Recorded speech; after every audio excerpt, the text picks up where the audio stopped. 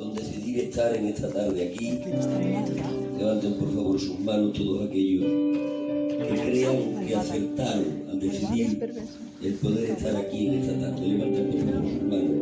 Griten un poderoso y vivo, gloria a Dios. ¡Gloria a Dios! Poderoso y vivo, aleluya. ¡Aleluya! Dale el mejor aplauso que estamos reclamando hasta ahora para que Dios no va a estar dando a estas luces. Antes que nada, pedirles disculpas por el retraso.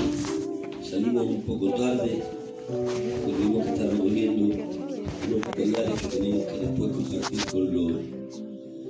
con los pastores y con los obreros.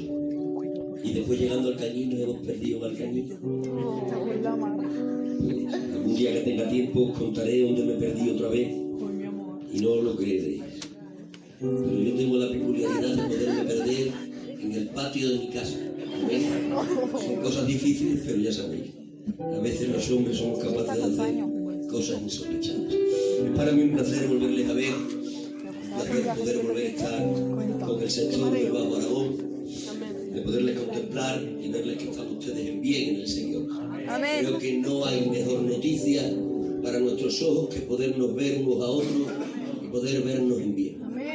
Para mí también es un placer poder ver a un gigante de la fe, amén, a una referencia para España, para la misión de Filadelfia, nuestro hermano Alfredo, que sé que es vuestro, amén, aunque es de todos, pero especialmente es vuestro, es patrimonio de Aragón, pero también de España, con unos vínculos muy fuertes con Extremadura. Él es padre espiritual de padres de Extremadura, amén. Entonces, por ahí también yo lo tengo como muy mío, amén. Aquel que fue padre de mis padres es mi abuelo, amén. Así de que para mí hoy ha sido un placer el poderle ver, una gratísima sorpresa el poderle ver aquí en esta tarde. Amén. Voy a compartiros algo de la palabra del Señor, ¿os parece bien? Amén. Voy a compartiros algo que creo que es necesario de compartir en el día de hoy. Al terminar de predicar, algún hermano que nos diga, el coordinador estará con unos libritos que hay por ahí. Hay unos libros por ahí que hemos estado repartiendo entre los obreros y que ya lo hemos repartido entre los obreros, y lo que nos restan lo vamos a repartir entre los miembros que quieran. Lo que se recauda de esos libros es para hacer más libros. Amén. De lo recaudado hasta ahora hemos hecho otros libros que vamos a repartir a cada pastor de iglesia, y de que lo que recaudemos de esto y de eso, pues lo invertiremos en hacer otra serie de libros que también creemos que es una forma de poder seguir compartiendo las verdades de la palabra del Señor. Amén. Así que después, al final, el coordinador pondrá a alguien por ahí a la salida de la puerta aquella, que creo que es el mejor sitio, y los libritos los estamos dando a 2 euros, a lo que nos costaron hacerlo, porque quien nos dio el dinero para hacerlo nos dijo que no lo quería de vuelta. Digo, pues entonces lo vendemos a lo que nos cuesta, y con lo que recaudemos seguimos invirtiendo. Amén. Eso es todo lo que quiero. Bien, como os decía, os voy a compartir una palabra del Señor, de la que yo espero que ustedes me den un plus de atención. Yo sé que ustedes siempre atienden a la palabra, pero hoy les pido un plus sobre esa atención que suelen tener ustedes. Ya sabéis que la atención se puede expresar. Amén. Amén. Así que yo quiero atención expresada. Ya lo he dicho alguna vez más aquí, la atención expresada es esta. ¿De acuerdo? Así. Respiren lo suficiente como para vivir. No respiren más que eso, lo suficiente para vivir. Y así, ustedes tengan los ojos así como platos. Posiblemente habrá secciones en lo que les voy a compartir que ustedes van a decir a dónde nos va a llevar, pero ustedes sigan con los ojos así, como que lo estuvieran comprendiendo todo. Al final tenemos un destino donde llegar. Pero habrá tramos en los que quizás digamos, ¿dónde nos quiere llevar? Pero ya te digo, tú, aunque tu mente te esté diciendo, no sé dónde voy, tus ojos que sigan diciendo como que parece a dónde va. ¿Me entendieron? Amén. Amén. Amén. Yo sé que ustedes lo van a hacer, y así me van a estimular para poder terminar de compartirles lo que el Señor me entregó en el corazón. Acérquense conmigo al Evangelio según San Mateo, capítulo 16, verso 1 al 3, y también después al Evangelio según San Lucas, capítulo 19, verso 41 al 44. Estos son los textos que vamos a tomar para arrancar desde ellos y compartirles lo que Dios nos puso para compartir en el corazón. Dice así el primer texto leído: vinieron los fariseos y los saduceos para tentarle y le pidieron que les mostrase señal del cielo. Mas él respondiendo les dijo: cuando anochece decís buen tiempo, porque el cielo tiene arréboles, y por la mañana hoy habrá tempestad, porque tiene arréboles el cielo nublado. Hipócritas, que sabéis distinguir el aspecto del cielo, mas las señales de los tiempos no podéis. Mas las señales de los tiempos no podéis. La generación mala y adúltera demanda señal, pero señal no les será dada, sino la señal del profeta Jonás, y dejándolos se fue. Subrayen principalmente esa parte en la que dice: mas las señales de los tiempos no podéis. Venidos conmigo ahora al Evangelio según San Lucas, capítulo 19, verso 41 hasta el 44. Dice así: y cuando llegó cerca de la ciudad, al verla, lloró sobre ella, diciendo: si también tú conocieses, a lo menos en este tu día, lo que es para tu paz, mas ahora está encubierto de tus ojos, porque vendrán días sobre ti cuando tus enemigos te rodearán con vallado y te sitiarán, y por todas partes te estrecharán y te derribarán a tierra y a tus hijos dentro de ti, y no dejarán en ti piedra sobre piedra, por cuanto no conociste el tiempo de tu visitación. Por cuanto no conociste el tiempo de tu visitación. ¿Cuántos tienen hambre de la palabra del Señor? Levanten por favor sus manos a lo alto, confirmen ese hambre con un poderoso y vivo gloria a Dios. ¡Gloria a Dios! En el primer texto leído hemos encontrado a nuestro Señor Jesucristo enojado con sus contemporáneos porque no distinguieron las señales que hablaban de su primera venida. Y en el segundo texto hemos encontrado a nuestro Señor entristecido y llorando porque los habitantes de Jerusalén no conocieron los tiempos en los que vivían. Cuando no distinguimos las señales de los tiempos, enojamos a Dios. Y cuando no conocemos los tiempos que vivimos, le hacemos llorar. Con lo cual, debemos estar atentos a las señales de los tiempos y conocer los tiempos en los que estamos viviendo, para así ahorrarnos el enojo del Señor y también impedir que haya lágrimas en los ojos de aquel que nos rescató. Les voy a predicar de algo que me está preocupando últimamente.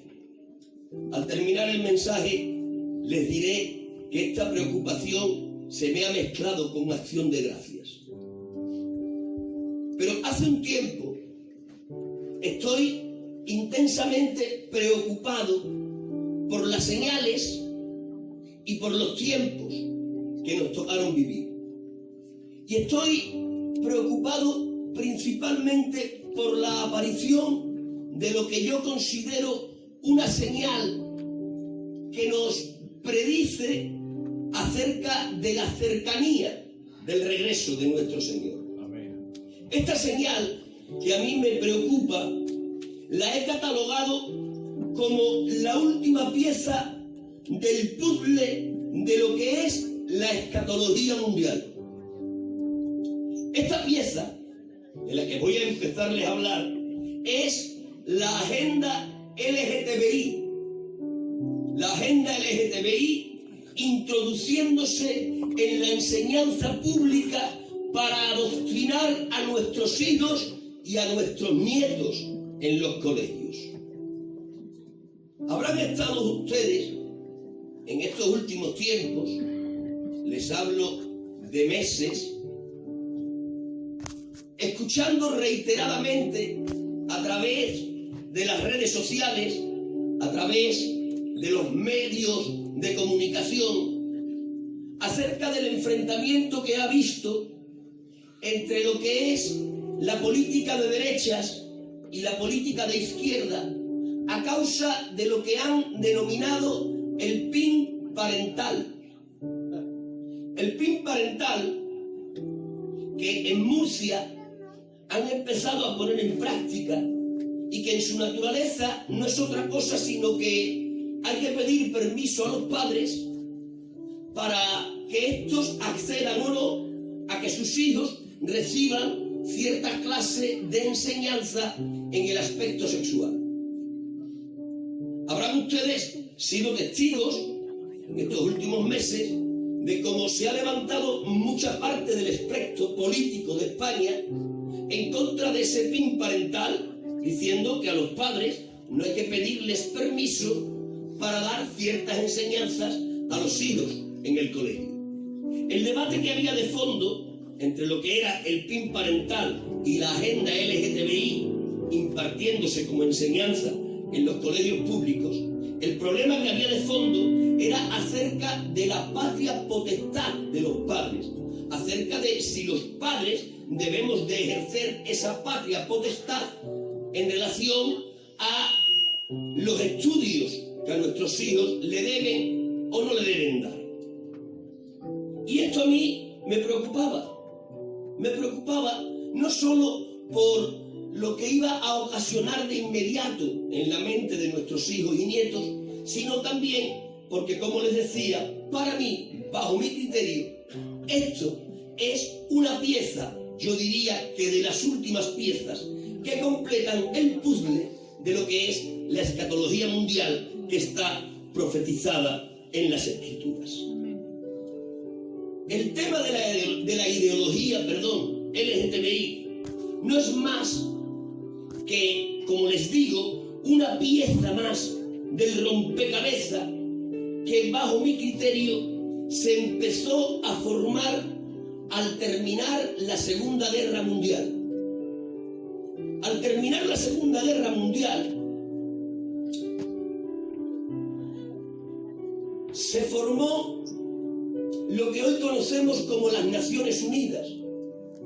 Y las Naciones Unidas tomaron a las mentes más preclaras de esa organización para que investigasen los porqués que dieron a luz a lo que fue la catástrofe de la Segunda Guerra Mundial.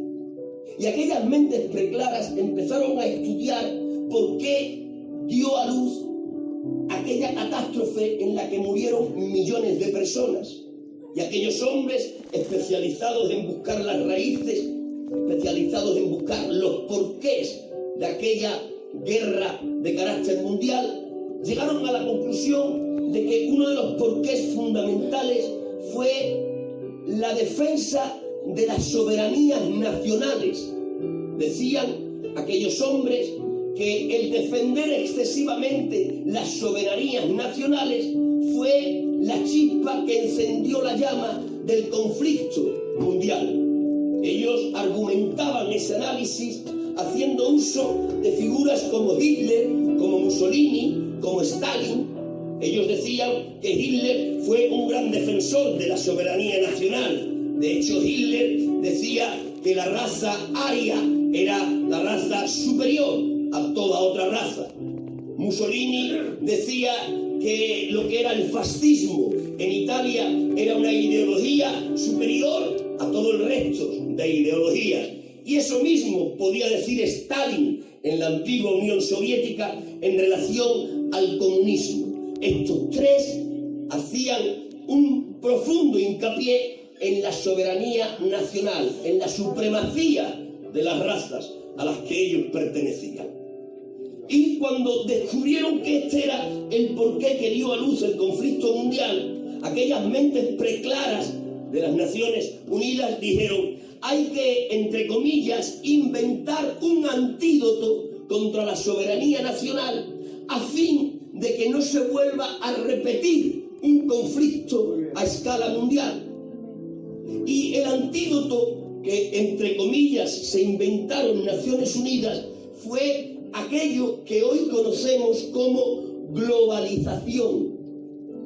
La globalización es el invento de Naciones Unidas para impedir que se vuelva a repetir un conflicto de carácter mundial. La globalización, definida de una forma muy escueta por un casi analfabeto, no es otra cosa que la idea que nos viene a decir que todos somos parte de todos. La globalización viene a decirnos que no hay identidades nacionales, que no deben de existir las fronteras, que todo es de todos y por lo tanto todos nos intercambiamos las materias primas que tenemos para poder todos convivir en armonía y con fraternidad.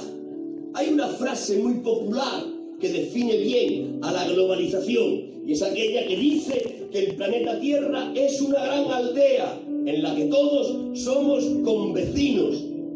Un hombre de este tiempo, un hombre muy apegado a la globalización, cuando le preguntan ¿de qué país es usted?, él dice yo soy ciudadano del mundo. Esta globalización que Naciones Unidas se inventa como antídoto para poder detener lo que es la soberanía nacional y así impedir un nuevo conflicto de carácter internacional, esta globalización como idea está profundamente ligada a la revelación del proceso mundial del plan de Dios que se le mostró a Daniel en el capítulo 2 y en el capítulo 7 de su libro. Dios a Daniel le da lo que es la panorámica universal de cómo se iba a desarrollar el plan de Dios desde los tiempos de Daniel y hasta la segunda venida del Señor. Es como que Dios habló con Daniel y le dijo: Daniel, te voy a enseñar todo lo que son los movimientos sociopolíticos desde tu tiempo y hasta la aparición eterna del reino de Dios. Eso es lo que Dios le desvela a Daniel en el capítulo 2 y en el capítulo 7 del libro que lleva su nombre. En esos dos capítulos, Dios le desvela a Daniel lo que va a ser el proceso de los reinos mundiales en la historia universal hasta que llegase el reino eterno del Hijo de Dios, reino eterno que se inauguraría, que de hecho se inaugurará con la segunda venida de nuestro Señor. En estos dos capítulos podemos encontrar una misma profecía, una misma revelación dada con dos ropajes literarios distintos. En estos dos capítulos Dios le viene a decir a Daniel: mira, Daniel, siervo mío, va a aparecer el reino en el que tú estás, que son los babilonios. Después de los babilónicos van a aparecer los medopersas. Después de los medopersas van a aparecer los griegos. Después de los griegos van a aparecer los romanos. Después de los romanos va a aparecer este mismo imperio, pero desdoblado. Después, en ese cuarto imperio desdoblado, va a haber una ruptura. Después de esa ruptura va a aparecer el antagonista del reino de Dios. Y después del antagonista del reino de Dios va a aparecer el Dios verdadero para implantar su reino. Esto es a grosso modo lo que Dios le enseña a Daniel. Pero déjenme tomarme un tiempo para ser un poco más específico. Esto que yo les he explicado de una forma tan sencilla, se lo ha mostrado Dios a Daniel en el capítulo 2, como les dije, y en el capítulo 7 también bien. En el capítulo 2, Dios le ha enseñado esto a Daniel a través de una estatua grandísima que Dios le ha enseñado a Daniel. Y le ha dicho: Daniel, ¿ves esa estatua? La cabeza es de oro, los pechos son de plata, el vientre es de bronce, las piernas son de hierro y los pies con sus dedos son en parte de hierro y en parte de barro cocido. El oro representaba al imperio babilónico, la plata al imperio medopersa, el bronce al imperio griego, el hierro al imperio romano, y lo que eran los dedos en parte de hierro y en parte de barro cocido al imperio romano desdoblado o resucitado. Se ha venido Dios al capítulo 7 y le ha vuelto a enseñar a Daniel lo mismo, pero con un ropaje literario distinto. En el capítulo 7, Dios le ha mostrado a Daniel la misma revelación a través de 4 bestias que el profeta ha visto ir saliendo una a una de lo que son las profundidades del mar. El profeta ha visto una primera bestia que era un león alado, a una segunda bestia que era un oso que se levantaba más de un costado que de otro, una tercera bestia que era un leopardo con 4 cabezas y una cuarta bestia que no la puede definir. Dice, es espantosa y terrible, con la peculiaridad de que esa cuarta bestia tiene 10 cuernos en su cabeza espantosa y terrible. Cuando le ha mostrado eso Dios a Daniel, ha empezado a transcurrir la historia de la humanidad y se ha ido cumpliendo todo tal como Dios se lo dijo a Daniel. Estaba el reino babilónico con Nabucodonosor a la cabeza, pero cayó ¿a manos de quién? A manos de lo que eran los medopersas, con Ciro el Grande a la cabeza. Pero cayeron los medopersas, ¿a manos de quién? A manos de los griegos, con Alejandro Magno a la cabeza. Pero cayeron los griegos y se levantaron los romanos, ¿con quién a la cabeza? Con los césares a la cabeza. Todo ha ido transcurriendo tal como Dios dijo. Estamos en el cuarto reino, en el que aparece bajo las piernas de hierro en el capítulo 2 y bajo la bestia espantosa y terrible en el capítulo 7. Pero ha caído el Imperio Romano, concretamente el Imperio Romano Occidental, ha caído en el 476 después de Jesucristo. Ahora faltaba que apareciese el Imperio Romano desdoblado, el Imperio Romano resucitado. Pero hemos estado esperando desde el 476. Han pasado décadas, han pasado centurias y no aparecía nada que se pudiera parecer a lo que era el antiguo Imperio Romano resucitado. No apareció nada hasta que concluyó la Segunda Guerra Mundial, de la que hace poco les he hablado. Cuando ha concluido la Segunda Guerra Mundial, como ya les he dicho, se ha creado las Naciones Unidas. Las mentes preclaras de las Naciones Unidas han investigado el porqué de la Segunda Guerra Mundial y han dicho, han sido las soberanías nacionales. ¿Cuál es el antídoto? El antídoto será la globalización. Acabemos con las identidades nacionales a través de la globalización y entonces estaremos evitando un tercer conflicto de carácter mundial. Pero es ahí, en esa globalización como idea, es ahí donde se empieza a cumplir la última parte de la profecía de Daniel, en el capítulo 2 y en el capítulo 7. Es ahí, en esa idea de la globalización, que empiezan a sentarse las bases de lo que va a ser el Imperio Romano resucitado. ¿Saben por qué? Porque la globalización como idea no la inventaron Naciones Unidas. Ellos creen que sí. Pero la globalización como idea ya estaba en el antiguo Imperio Romano. Ya el antiguo Imperio Romano conquistaba las naciones y después de conquistarlas les quitaba la identidad nacional y las hacía provincias del imperio que eran ellos mismos. Ya el Imperio Romano había entrado a lo que era el espíritu de la globalización y decía el Imperio Romano, vamos a intercambiar los productos que tenemos con materia prima y que la provincia de España nos dé aceite y que la provincia de Francia nos dé pastelería y que la provincia de Italia dé olivas, y así se iban intercambiando las materias primas entre las distintas provincias que comprendían el antiguo Imperio Romano. Esto lo hacía Roma como un mercado común a la antigua. Era el espíritu de la globalización que ya residía en el antiguo Imperio Romano. Pero ahora estamos en el final de la Segunda Guerra Mundial y se vuelve a rescatar el espíritu de la globalización. Cuando se está rescatando el espíritu de la globalización, se está sentando las bases de la aparición de Roma resucitada.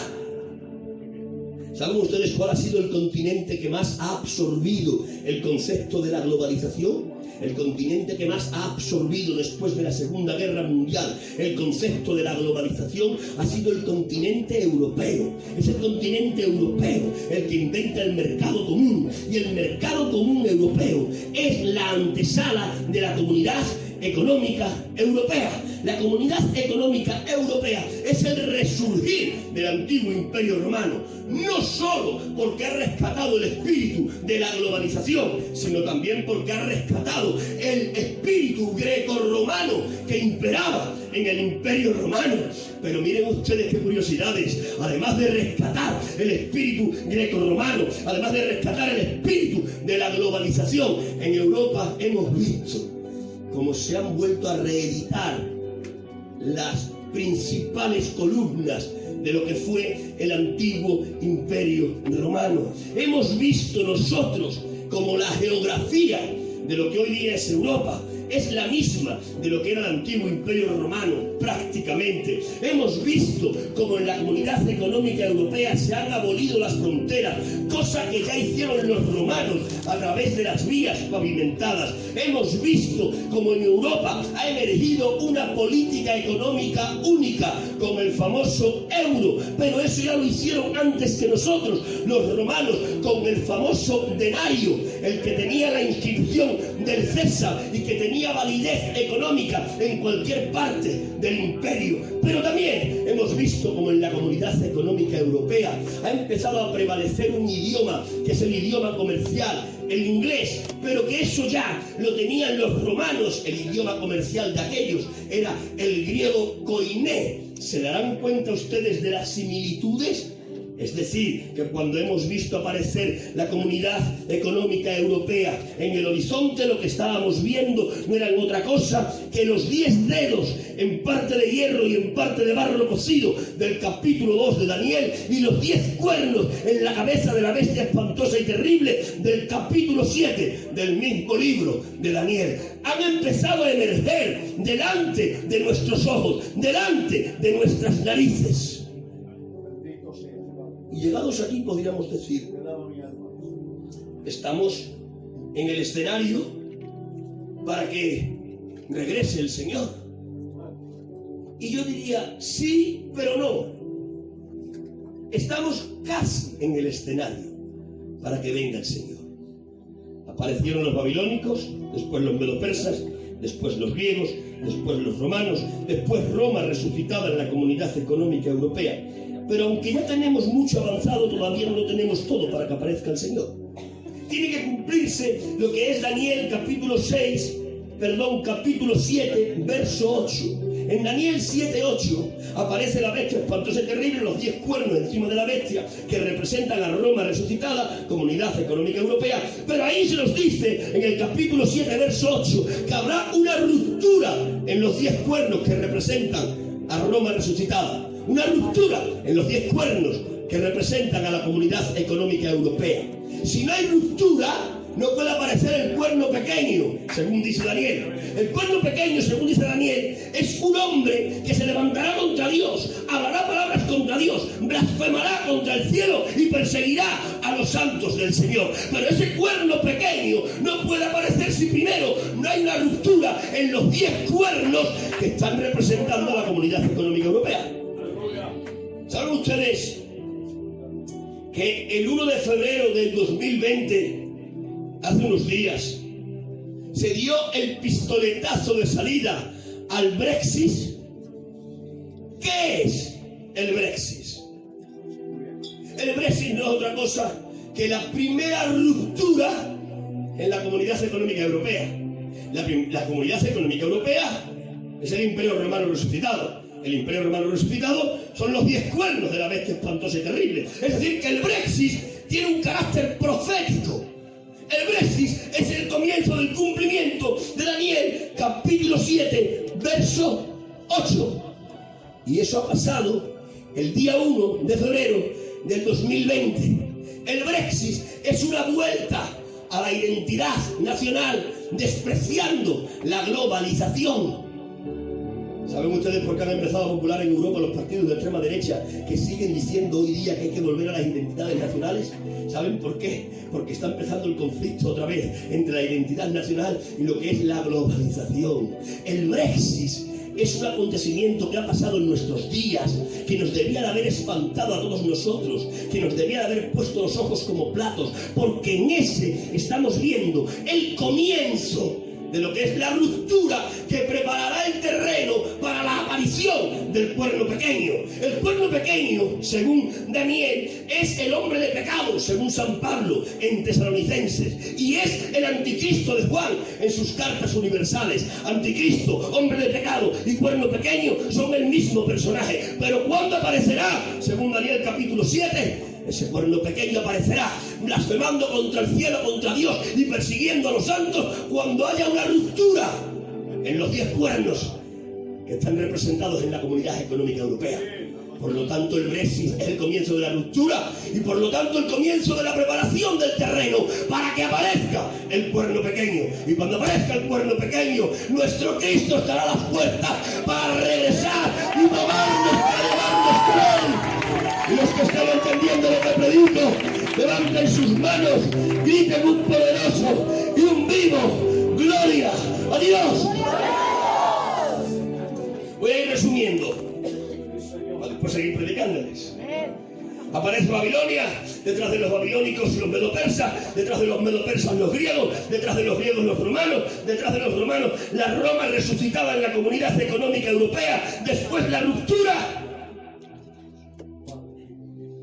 Detrás de la ruptura tiene que aparecer el anticristo y detrás del anticristo tiene que aparecer nuestro Señor Jesucristo. De 8 puntos estamos en el 6º. Pero si a todo esto le sumamos una señal más que ha acontecido hace unos días, si a todo esto que les he dicho le sumamos el cumplimiento de la profecía de Lucas capítulo 21, en el capítulo 21 de Lucas, en el verso 24 al 25, nuestro Señor Jesucristo predice que cuando Jerusalén sea capital única de Israel, en ese tiempo, dice Jesucristo, que Él estará a punto de aparecer como una señal en los cielos. Literalmente el texto dice así: Jerusalén será hollada por los gentiles. Estas son palabras de Cristo, hasta que los tiempos de los gentiles se cumplan. Entonces, dice Jesús, la palabra entonces en griego es tote, y tote significa en aquel tiempo. Entonces, tote, en aquel tiempo verán al Hijo del Hombre viniendo en una nube con poder y gran gloria. ¿Cuándo veremos al Hijo del Hombre viniendo en una nube con poder y gran gloria? Cuando Jerusalén deje de ser hollada por los gentiles. ¿Qué es hollar? Hollar es literalmente pisar, pero en su significado espiritual es gobernar. Jesucristo ha dicho: cuando Jerusalén deje de ser gobernada por pies gentiles, entonces, tote, en aquel tiempo, aparecerá el Hijo del Hombre sobre las nubes de los cielos. Jerusalén, a día de hoy, no está siendo gobernada exclusivamente por Israel. Jerusalén, a día de hoy, está siendo gobernada por israelitas, pero también hay musulmanes que gobiernan en ciertas partes de Jerusalén y también incluso cristianos que gobiernan otras ciertas partes de Jerusalén. ¿Saben ustedes por qué el gobierno de Jerusalén está tan repartido? Porque esto fue también un acuerdo al que llegaron las Naciones Unidas después de la Segunda Guerra Mundial. Cuando terminó la Segunda Guerra Mundial, el mundo entero se dio cuenta de la barbarie que Hitler hizo con el pueblo judío, y se espantó el mundo entero y dijeron: lo que ha hecho el Hitler con los pobres judíos, hay que hacer algo para compensar a los judíos. Y es cuando deciden las Naciones Unidas de coger a los judíos y devolverles una parte de la tierra que fue de sus antepasados. Los judíos fueron expulsados de Israel en el 70 después de Cristo y no vuelven hasta el 1948. Miren ustedes la friolera de años que han estado fuera. 1300 y pico de años han estado sin poder volver a su tierra. Pero ahora, a causa de lo que Hitler hizo con ellos y porque se conmovieron los corazones de los gobernantes, decidieron compensarlos, y para compensarlos los devolvieron a Israel. Pero les dijeron las Naciones Unidas a los israelitas: israelitas, tenemos que compensaros por lo que os ha hecho este genocida que es Hitler. Y podéis vivir donde vivieron vuestros antepasados. Habéis estado 1300 y pico de años vagando hasta hoy. Volveréis, 14 de mayo de lo que fue 1948. Podéis volver, a vuestra tierra. Pero mirad, israelitas, os damos la tierra o una parte de ella, pero Jerusalén no os la podemos dar. A Jerusalén la vamos a denominar ciudad internacional. Jerusalén es de todos y de nadie.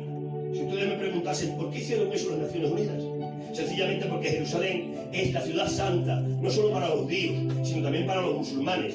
Y no solo para los musulmanes y los judíos, sino también para los cristianos. Es decir, Jerusalén, religiosamente hablando, espiritualmente hablando, es muy sensible.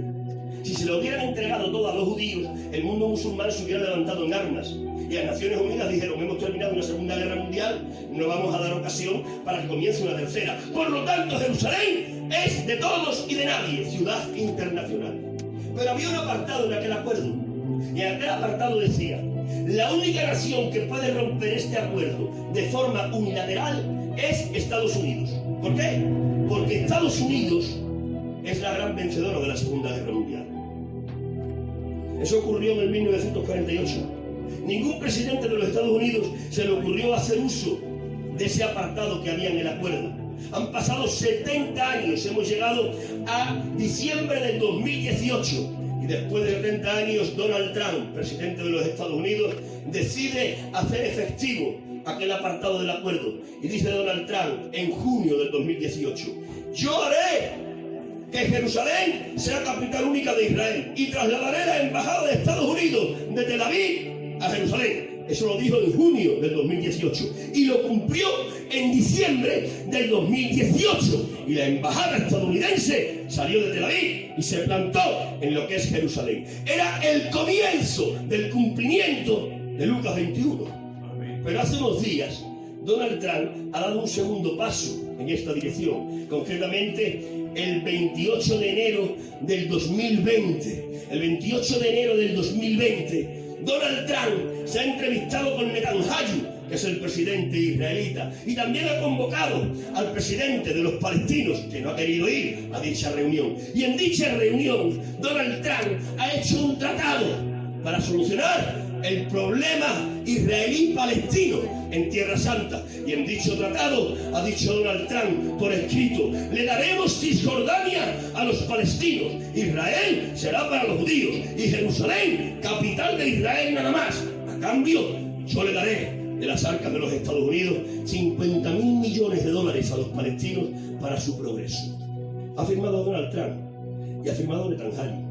Falta la firma del líder de los palestinos. Como la firma del líder de los palestinos se plasme en ese contrato, entonces sí que estaremos ante el cumplimiento de lo que es Lucas capítulo 21. Y dijo Jesucristo: cuando los pies de los gentiles dejen de hollar a Jerusalén, cuando los gentiles dejen de gobernarla, entonces donde en aquel tiempo aparecerá la señal del Hijo del Hombre viniendo en las nubes con poder y gran gloria. ¿Cuántos están entendiendo lo que prediqué hasta ahí? Levanten por favor su mano, griten un poderoso y un vivo gloria a Dios.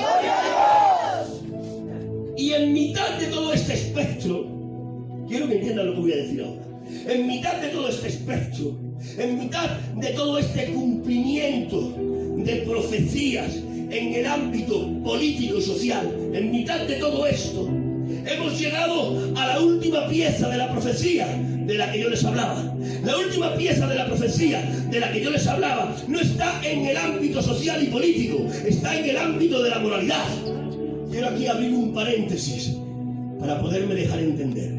En las profecías escatológicas, en las profecías de los últimos tiempos, hay que distinguir entre aquellas que hablan de los movimientos sociopolíticos, de aquellas otras que hablan de los cambios en el concepto de la moralidad.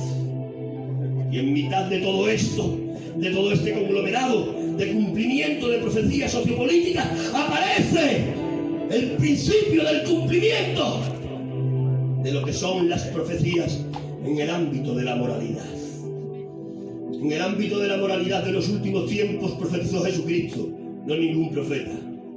Y dijo Jesucristo: como en los tiempos de Sodoma y Gomorra, como en los tiempos de Noé, así serán los tiempos de mi regreso. El Señor ha hablado de 3 generaciones de la generación de su regreso, de la generación de Sodoma y Gomorra y de la generación de los tiempos de Noé. Y ha dicho que la generación del tiempo de su regreso será semejante a la generación de Sodoma y a la generación del tiempo de Lot. ¿Qué tienen en común las generaciones del tiempo de Lot y la generación de Sodoma y Gomorra? Lo que tienen en común es la inmoralidad legalizada y aceptada. Subrayen estos tres pasos: inmoralidad legalizada y aceptada. Miren, la inmoralidad ha existido desde siempre, pero no siempre ha estado legalizada. En los tiempos de Sodoma y Gomorra sí, y en los tiempos de Noé también. Pero no solo hace falta que haya inmoralidad y que ésta esté legalizada, hace falta que además sea aceptada. Mirad, nuestra generación es semejante a la de Sodoma y a la de Lot en el hecho de que hay inmoralidad, pero también está legalizada. Ya hace algún tiempo que en los países occidentales están legalizados los matrimonios contra naturaleza y otras tantas inmoralidades. Pero no solo hace falta que haya inmoralidad y sea legalizada, hace falta que sea aceptada. Y aquí entra la agenda LGTBI en lo que es el Ministerio de Educación, en lo que son las aulas donde nuestros niños estudian para adoctrinar sus mentes. La agenda LGTBI no se conforma con ser inmoral, no se conforma con que la hayan legalizado, es que quiere que sea completamente aceptada. ¿Y cuál es la metodología que usan para que además de tener inmoralidad legalizada sea aceptada? La metodología que usan es sembrar en la mente virgen de los niños. No hay terreno más fértil para sembrar que la mente inocente de un niño. Es por eso que cuando la agenda LGTBI, yo estoy comprobando que entra en el Ministerio de Educación y entra en las clases donde nuestros niños y nietos están estudiando, yo estoy viendo la última parte de la profecía de lo que es la inmoralidad. No solo hace falta que haya inmoralidad, no solo hace falta que sea legalizada, sino que tiene que ser aceptada, como en los tiempos de Sodoma y como en los tiempos de Noé. Porque en los tiempos de Sodoma y Noé la inmoralidad no solo estaba legalizada, sino que era aceptada. Ustedes se acordarán en los tiempos de Noé. En los tiempos de Noé dice la palabra del Señor que Dios ha mandado un juicio contra aquella generación. ¿A causa de qué? A causa de la inmoralidad legalizada y aceptada. ¿Pero qué le ha dicho Dios a Noé? Noé, hazte un transatlántico en tierra seca y ve recogiendo animales y los van metiendo en el transatlántico, en tierra seca, y ves predicando durante 100 años. ¿Y de qué predico? Predícale de sus inmoralidades. Y el texto sagrado, cuando nos habla de las inmoralidades y de los pecados que tenía la generación de Noé, hay un pecado que está dentro de un contexto de pecados.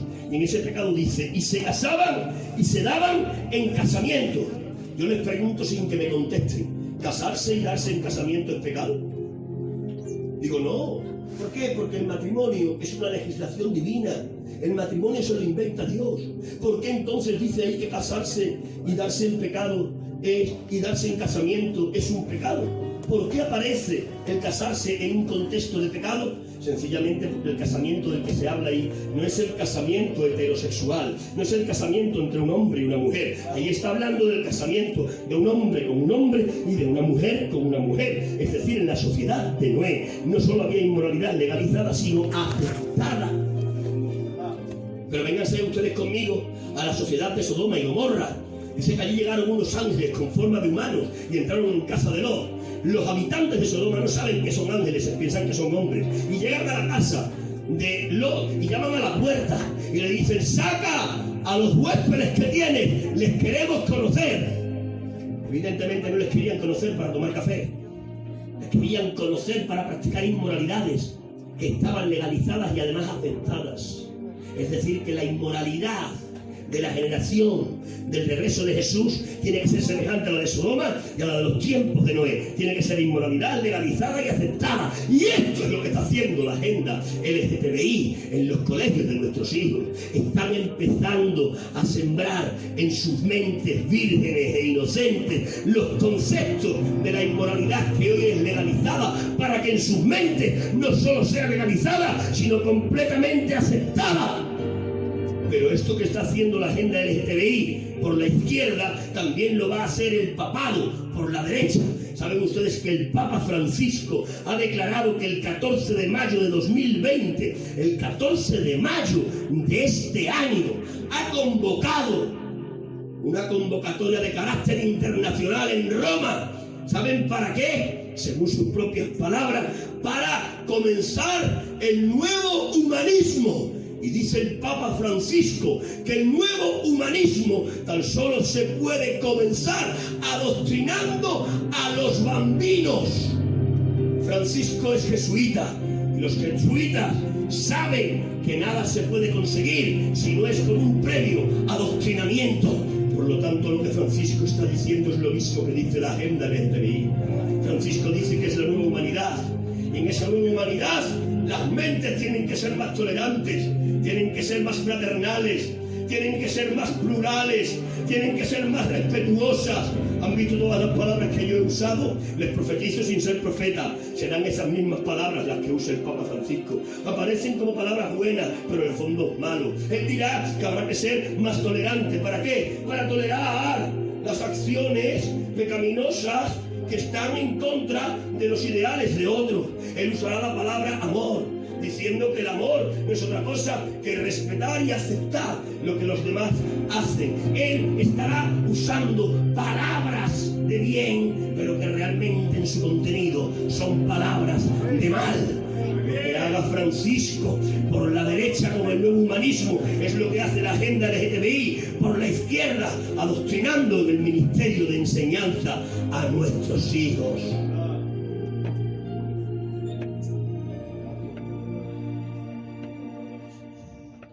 Y ante todo esto, ¿qué hacemos?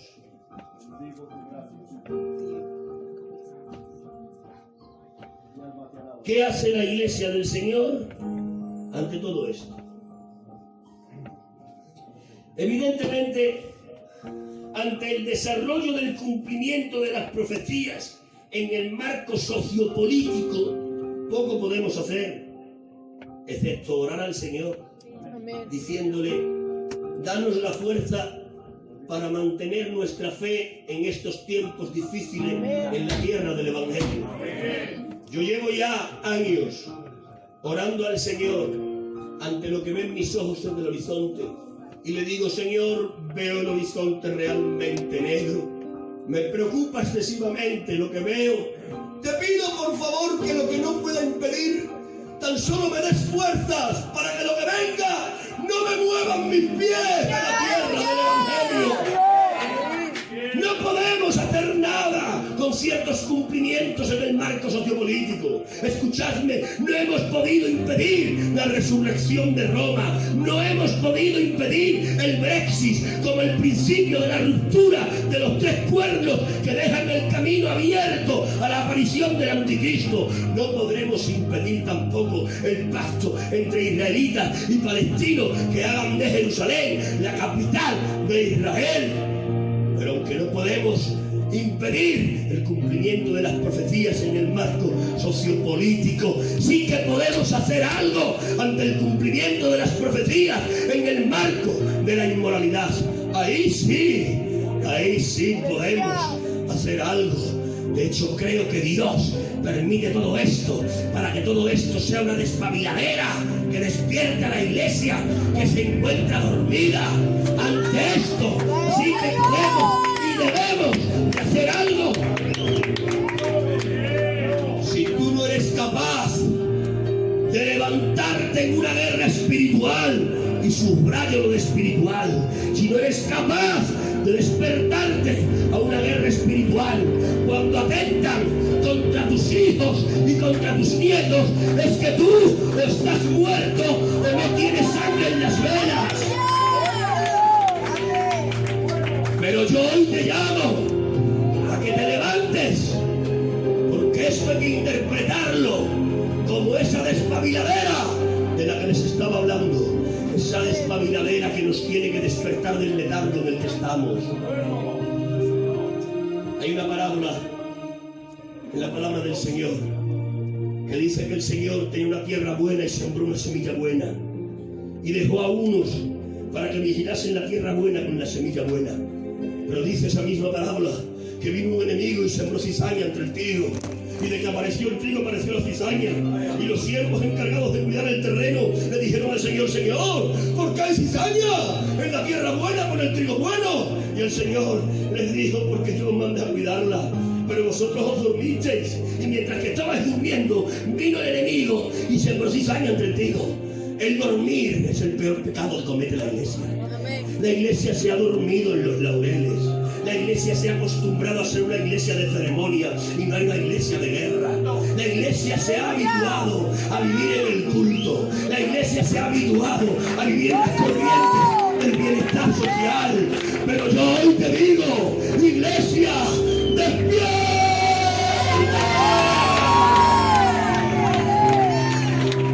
¿Cuántos quieren despertar conmigo hoy? Levanten sus dos manos a lo alto con la fuerza de la que sean capaz. Griten un poderoso y un vivo: ¡gloria a Dios! Fuerte aplauso para el Señor.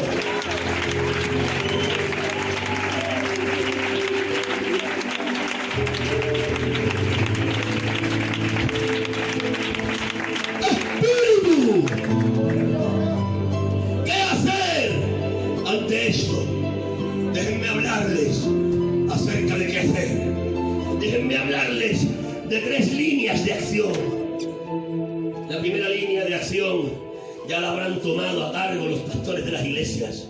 Ya los pastores de las iglesias tienen que estar informando con documentación a la iglesia de cuáles son sus derechos que hoy son legales, pero que les profetizo, mañana dejarán de serlo.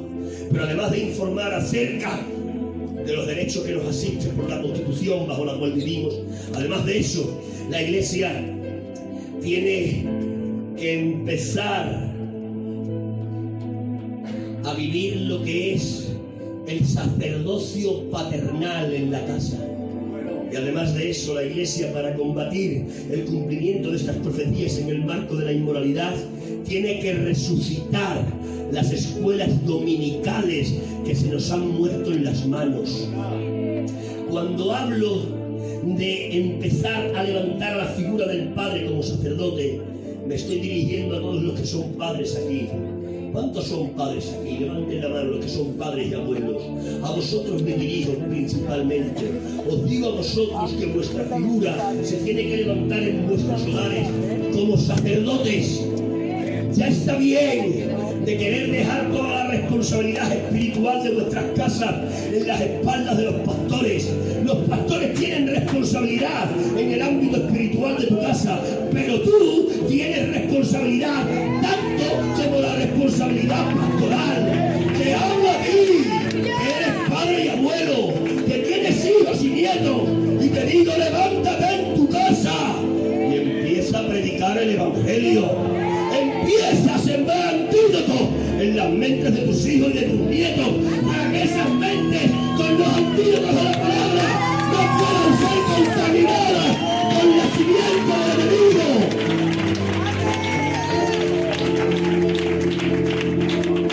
Pero además de levantar los padres como sacerdotes del hogar, a la iglesia entera le digo: tenemos que resucitar las escuelas dominicales que se nos han muerto en las manos. Las escuelas dominicales tienen que ser los lugares donde instruimos con la palabra a nuestros niños, para que la palabra en sus corazones pueda rechazar toda enseñanza que a ellos venga de parte del enemigo. Les doy buenas noticias. Ya hemos estructurado una maraña, hemos estructurado un plan para que haya escuelas dominicales en cada una de las iglesias. Empiecen a reclamarlas, porque las vamos a resucitar. Habrá algunos aquí que me pregunten: ¿y por qué sabes tú que levantando al Padre como sacerdote y resucitando las escuelas dominicales, por qué sabes tú que con esto vamos a combatir a lo que son las agendas LGTBI, a lo que es la nueva humanidad de la que habla el Papa Francisco? ¿Por qué sabes tú que con estos 2 antídotos vamos a triunfar? Lo sé porque lo dice la palabra del Señor. Yo no sé cuántos hay aquí que saben que en la palabra del Señor están los principios de solución para todos los problemas. están los principios medicinales espirituales para toda enfermedad del espíritu. Y la palabra del Señor es la que me ha informado que el antídoto contra las inmoralidades del enemigo es levantar al Padre como sacerdote y es resucitar a las escuelas dominicales. Eso lo he encontrado en la palabra y lo he encontrado en el contexto de la conquista de Canaán por el pueblo de Israel y del cautiverio babilónico que el pueblo de Israel sufrió. Los que leéis la Biblia sabéis que Israel fue mandada por Dios a conquistar Canaán. Pero cuando Israel es mandada por Dios a conquistar Canaán, Dios le dice a Israel: Israel, pueblo mío, iglesia del Antiguo Testamento, os mando a conquistar Canaán. Pero mirad, estoy un poco preocupado. Estoy preocupado el Papa. Mirad, vais a conquistar una tierra que es otra clase de sociedad, que tienen otras mentalidades, que practican muchos pecados, que son inmorales, pero que además son idólatras, pero que además son hechiceros, pero que además son brujos, pero que además viven en las profundidades de las oscuridades del infierno. Pero tenéis que entrar ahí a conquistar, para que el ambiente de esa sociedad no os dañe. Esto es lo que tenéis que hacer, Israel. Y le dice Dios a Israel: tenéis que inventar las filacterías. Las filacterías eran unas porciones de la palabra del Señor que se metían en unas cajitas y que se ataban al brazo derecho cerca del corazón y que se ponían también en la frente, es decir, en la mente. Se ponían la palabra del Señor cerca del corazón y cerca de la mente. Y era una forma práctica de decirle Dios a ellos: cuando veáis la filactería, os acordaréis que la palabra tiene que estar en el corazón e iluminando la mente. ¡Aleluya! Pero además de eso, le dijo Dios, además de las filacterías, inventaréis las mezuzas. Las mezuzas eran porciones de la palabra que los israelitas tenían que poner en lo que eran los portales de sus casas. Y cuando entraban a la casa veían la mezuza, que era una porción de la palabra. ¿Y saben qué hacían los israelitas? Ponían la mano en la mezuza y la llevaban a su boca y la besaban. Eso lo hacían al entrar. Pero de que salían, volvían otra vez a poner la mano en la mezuza, la besaban y volvían a entrar. ¿Y saben ustedes que los niños pequeños veían a los padres hacer eso? Y le preguntaban: papá, ¿y por qué besas a la mezuza cada vez que entra? ¿Y por qué besas a la mezuza cada vez que sale? Y el padre instruía a los niños y le decía: hijos míos, porque la palabra es lo que enamoró mi corazón. Por eso la beso al entrar, por eso la beso al salir. Y estaban sembrando en la mente de los niños. Pero además de eso, le dijo Dios: filastería, mezuza, pero también tendréis que celebrar la Pascua, el Pentecostés y el Tabernáculo. ¿Y saben qué hacían cada vez que celebraban estas tres fiestas? Cada vez que celebraban estas tres fiestas, el padre de la casa llamaba al más pequeño. Le decía: niño, ven, pregúntame, ¿por qué lo hago? Y el niño pequeño le decía: padre, ¿por qué celebras esta fiesta? Y entonces el padre empezaba a narrarle lo que era la asistencia divina sobre el pueblo de Israel, las veces que los salvó, las veces que los restauró, las veces que los hizo triunfar, las veces que los hizo conquistar. Y el niño iba absorbiendo la enseñanza del Dios de su padre. Eran antídotos que estaban en su cabeza. Pero además de esto, le dijo Dios a los padres: padres, tenéis que enseñar a vuestros hijos. ¿Cuándo? Dice: cuando se levanten. ¿Y cuándo más? Y cuando andéis con ellos en el camino. Dice: ¿cuándo más? Y cuando os sentéis. Dice: ¿cuándo más? Y cuando os vayáis a dormir. Los padres, en la relación que tenían con los hijos, no perdían el tiempo viendo fútbol, no perdían el tiempo viendo películas baratas, no perdían el tiempo viendo programas que contaminan la mente. Usaban el tiempo enseñando la palabra, al levantarse, al andar por el camino, al sentarse y al irse a dormir. El Dios de los cielos estaba diciendo a Israel: cuando entres a conquistar Canaán, la forma en que los cananitas no te afecten con sus filosofías demoníacas es levantando la figura del Padre y haciendo todo esto que te estoy enseñando. Pasaron los años, Israel fue llevado cautivo a Babilonia. ¿Saben qué es Babilonia? Así lo dice la palabra del Señor, y yo no puedo ser más santo que la palabra del Señor. Babilonia es la madre de todas las rameras. De Babilonia es de donde nace todo el mal que en el mundo hay. En Babilonia estuvo el primer poderoso de la tierra, llamado Nimrod, el primer cazador, no delante de Dios, sino contra Dios. Y saben ustedes que hacia Babilonia ingresó el pueblo de Israel, la iglesia del Antiguo Testamento cautivo. Iban a las entrañas del infierno, iban a territorio enemigo. Allí imperaba Satanás y allí estaba entrando el pueblo de Dios. ¿Y cuál fue el consejo del pueblo de Dios a su pueblo cuando entró en las oscuridades del satanismo? El consejo fue: levanten sinagogas, Pueblo mío, levantad sinagogas, levantad edificios, donde enseñéis la palabra a vuestros hijos, a vuestros adolescentes y también a vuestros mayores. La sinagoga es el equivalente de la escuela dominical. Es decir, que Dios en la conquista de Canaán levanta la figura paternal como antídoto, y en el cautiverio babilónico levanta la sinagoga, que es el equivalente a la escuela dominical. Por eso yo les digo hoy, por palabra de Dios, que los antídotos contra esta última pieza del puzzle de la escatología mundial es la figura paternal, padre, abuelo, levántala en tu casa, y es la resurrección de la escuela dominical.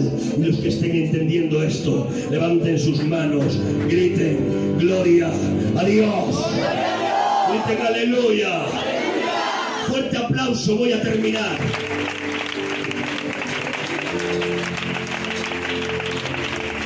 Más fuerte que ese aplauso es para Dios.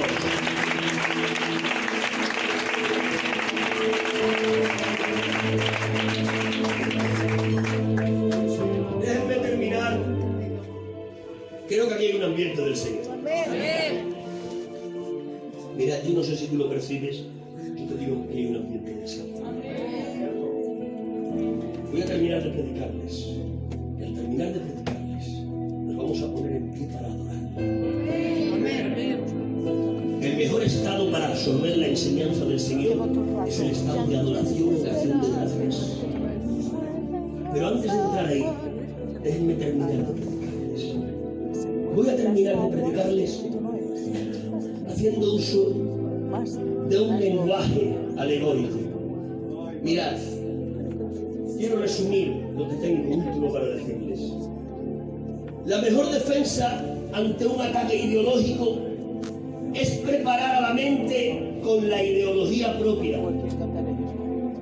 Ante el ideario LGTBI, el ideario de Dios plasmado en la Biblia.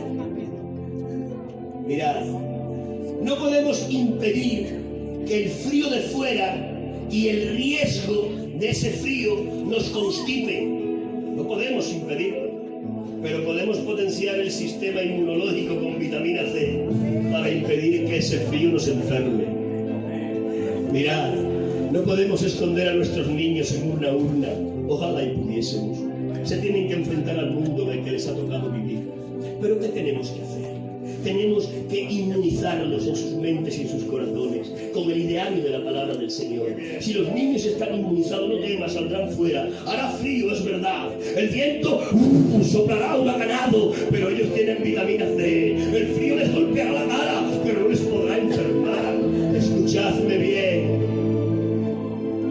porque termino dando gracias a Dios por todo lo que está pasando.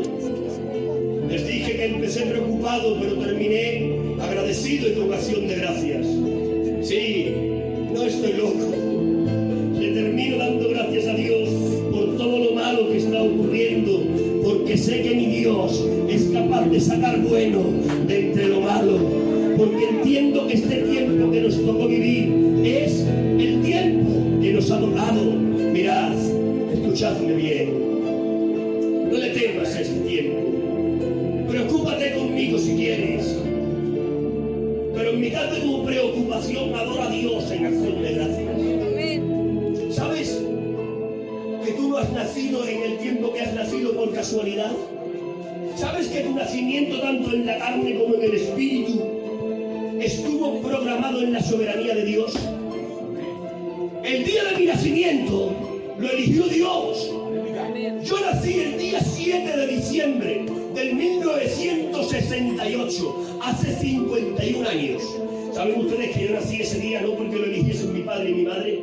Lo elegí porque lo eligió Dios. Pero ¿saben ustedes que cuando yo estaba naciendo ya Dios me conocía? Dios me conoció antes de nacer. ¿Saben que Dios eligió ese día para nacer porque sabía que yo iba a ser un hombre de este tiempo para este tiempo? A Dios no le cogen de sorpresa estos tiempos. ¿Sabes una cosa? Si Dios ha mandado que tú nazcas en este tiempo, es porque tú eres un hombre y una mujer de este tiempo y para este tiempo. ¿Y saben ustedes que Dios nunca mandó a un soldado a una guerra sin darle el armamento suficiente para triunfar? ¿Saben ustedes que Dios es el general de los ejércitos divinos que nunca perdió una batalla? ¿Sabes que tú eres parte del ejército de del siglo XXI para el siglo XXI. Sí, y no te mires y digas, pero ¿dónde están mis armas? Aunque tú no las veas, yo te digo, potencialmente, escucha bien estas palabras, que se las graba el Espíritu Santo en su corazón. Potencialmente tienes todo lo que necesitas para triunfar. Potencialmente tienes todo lo que necesitas para salir victorioso. Dios ha puesto dentro de ti todo el armamento que necesitas para triunfar en este tiempo. Si eres un hombre y una mujer de este tiempo, es porque tienes todo lo necesario para triunfar en este tiempo. En este tiempo, en este precioso tiempo, sí, este tiempo de oscuridad, espero que es precioso. En este precioso tiempo, Dios quiere que empiecen a fluir en nosotros lo que potencialmente puso Él en nosotros. En este tiempo, Dios está buscando hombres y mujeres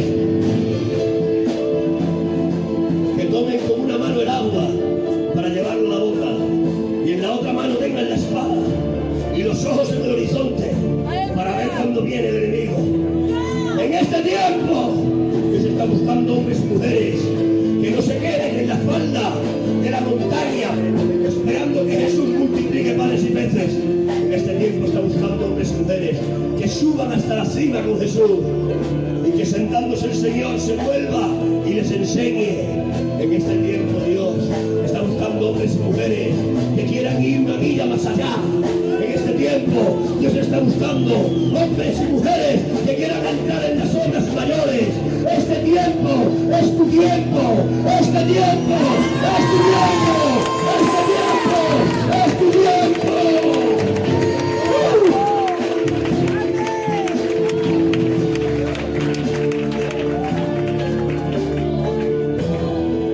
¿Cuántos se reconocen como hombres y mujeres de este tiempo para este tiempo? Dile a la que tienes al lado, al que tienes al lado, díselo. Dile, tienes todo lo que necesitas para triunfar. No se ha equivocado Dios contigo. Si te hizo nacer en este tiempo, escúchame, levántate, ven conmigo. Él os representa a todos. Él os representa a todos. Si hablo con Él, hablo con todos. Dios te ha hecho nacer en este tiempo. Y Dios no está dispuesto a perder contigo. Dios está dispuesto a ganar a través de ti. Si Dios te ha hecho nacer en este tiempo, es porque dentro de ti tienes todo lo que necesitas para triunfar. ¿Cuántos quieren triunfar conmigo? ¡Aleluya! ¡Este es tu tiempo!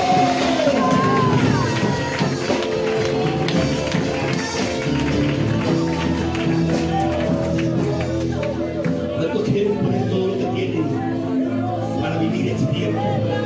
Levanten sus manos. ¿Cuántos quieren poner todo lo que tienen? ¿Cuántos se quieren desgastar ante curiosidad? Levanten sus manos a lo alto. Levanten la iglesia que quiere vivir este tiempo poniéndolo todo. Con decidir estar en esta tarde aquí, levanten por favor sus manos todos aquellos que crean que acertaron al decidir el poder estar aquí en esta tarde. Levanten por favor sus manos y tengo un poderoso y vivo, gloria a Dios. ¡Gloria a Dios! Poderoso y vivo, aleluya. ¡Aleluya! Dale el mejor aplauso que estamos estimando hasta ahora para que Dios va a estar dando a estas luces. Antes que nada pedirles disculpas por el retraso. Salimos un poco tarde, porque tuvimos que estar revolviendo unos materiales que teníamos que después compartir con los pastores y con los obreros. Y después llegando al cañín nos hemos perdido en el cañín. Pues, algún día que tenga tiempo os contaré dónde me perdí otra vez y no lo creeréis. Pero yo tengo la peculiaridad de poderme perder en el patio de mi casa. ¿Veis? Son cosas difíciles, pero ya sabéis. A veces los hombres somos capaces de hacer cosas insospechadas. Es para mí un placer volverles a ver, un placer poder volver a estar con el sector del Bajo Aragón, de poderles contemplar y verles que están ustedes bien en el Señor. Amén. Creo que no hay mejor noticia para nuestros ojos que podernos ver unos a otros y poder vernos en bien. Para mí también es un placer poder ver a un gigante de la fe, amén, a una referencia para España, para la misión de Filadelfia, nuestro hermano Alfredo, que sé que es vuestro, amén, aunque es de todos, pero especialmente es vuestro, es patrimonio de Aragón, pero también de España, con unos vínculos muy fuertes con Extremadura. Él es padre espiritual de padres de Extremadura, amén. Entonces, por ahí también yo lo tengo como muy mío, amén. Aquel que fue padre de mis padres es mi abuelo, amén.